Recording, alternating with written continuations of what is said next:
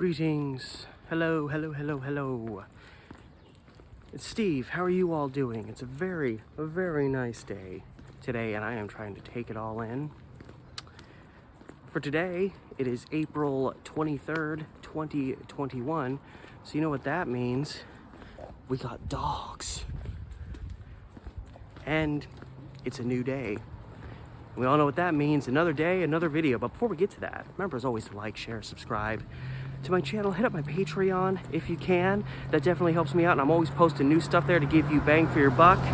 The link to that Patreon is in the description below, as well as the links to my Instagram and Facebook pages closely related to the content that I am posting both here as well as my primary YouTube channel, Steve the Amateur Historian. If you haven't subscribed there yet, head on over there and give it a sub and watch some of my stuff. If you like this stuff, you'll love that stuff. And that's not to knock the content I'm doing here.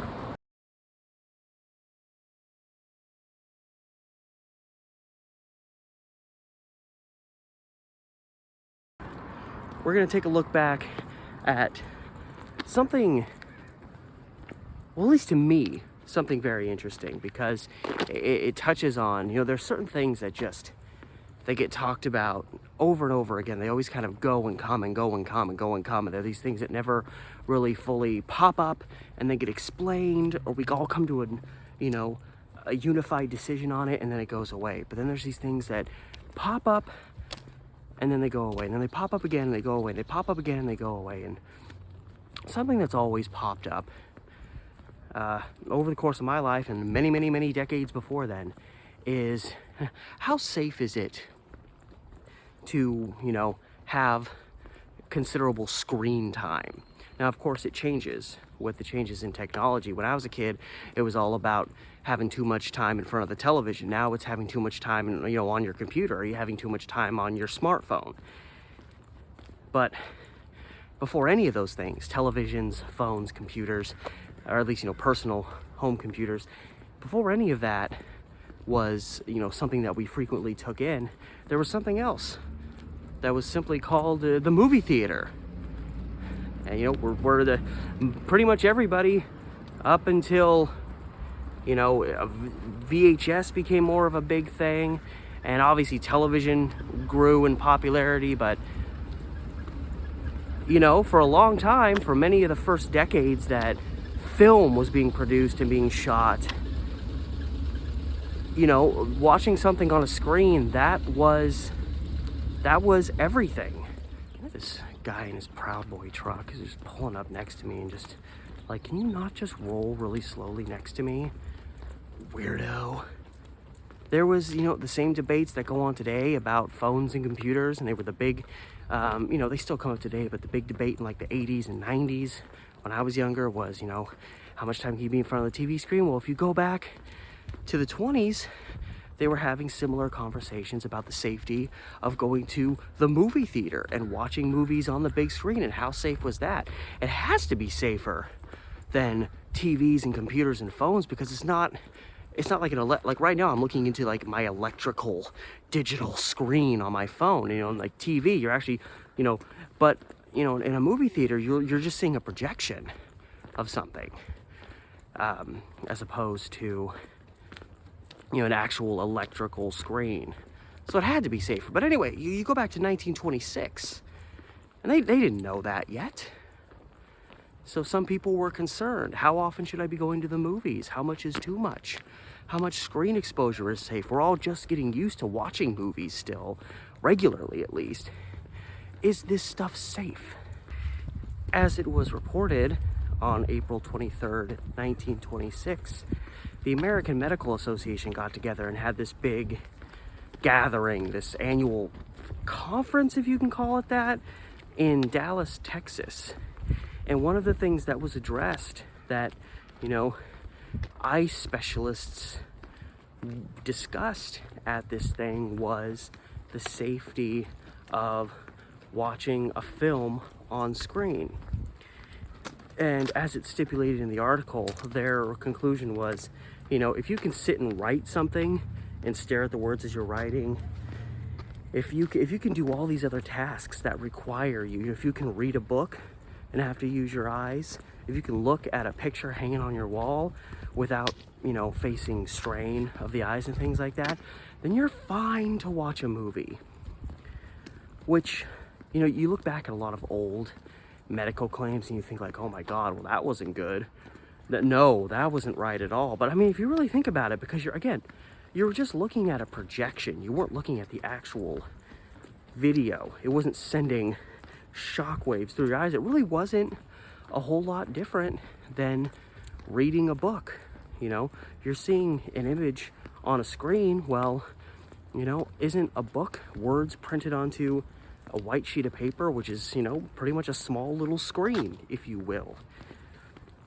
So actually, that conclusion that they reached, like if you can do this, obviously it was acknowledging like you have eye strain all the time. If you've got eye issues, visibility issues, you know, going to the movies might bother you. It might give you headaches. You know, people, when we would, at the theater I worked at, if we played 3D movies, random people would get headaches and have to leave and get a refund.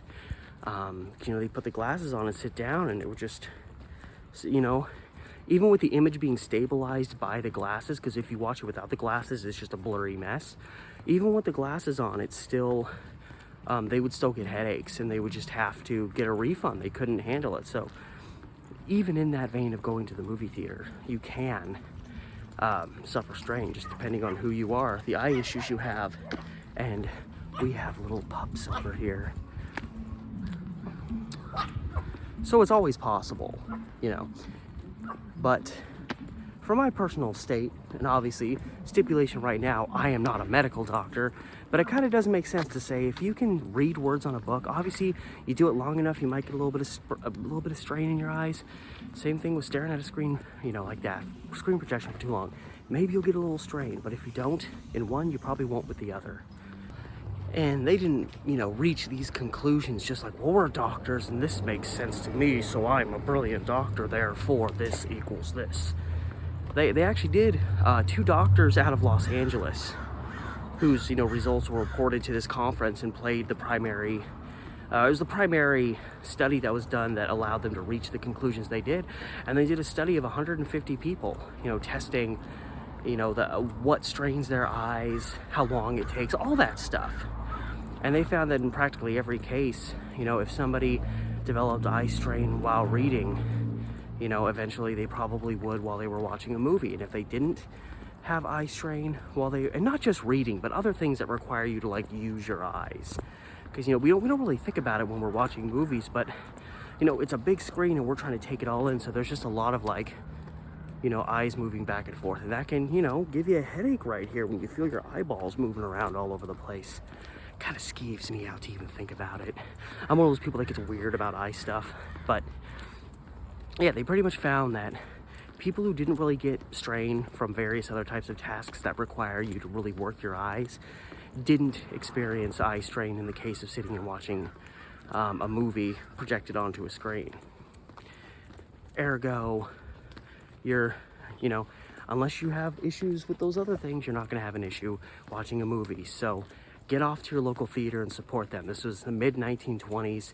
Film was still a relatively young thing. Sound in film was just around the corner. They needed your help, America. Go watch their movies. Our movies. America's movies. I don't know what I'm saying anymore. But I thought it was such an interesting thing. You know, when I stumbled onto it, I knew I wanted to cover this because it's just so funny to see something. And I wouldn't even think this was a thing back then, that people had the same concerns about, you know, the one method that you could watch film by, which was going to the theater and watching it projected on the screen. It never occurred to me that they would be addressing that issue in the same vein that we, in the decades since, have shown concern about in terms of watching television, being on our cell phones too much, being on our computers too much.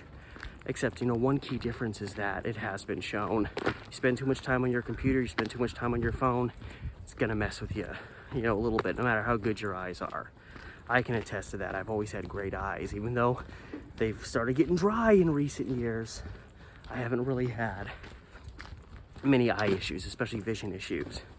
But you sit, you know, I do a lot of writing and a lot of editing, and you sit in front of that computer too long, and it's gonna screw you up. Sit too close to the TV, it's gonna make you cockeyed. You cross your eyes for too long, they're gonna stay that way. Only there's no scientific basis for that, so I'm getting off on another tangent.